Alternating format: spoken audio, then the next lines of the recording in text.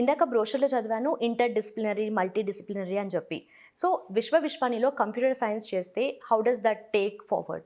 ఇక్కడ అర్థం చేసుకోవాల్సిందంటే ఇంటర్ డిసిప్లినరీ అంటే ఆ కోర్సులో భాగంగా suppose BTech CSC, artificial intelligence, machine learning, data science, IoT ఇవన్నీ ఇంటర్ డిసిప్లినరీ. ఓకే. కానీ అదృష్టము దురదృష్టము అది ఒక కోర్స్ అయిపోయింది అక్కడ.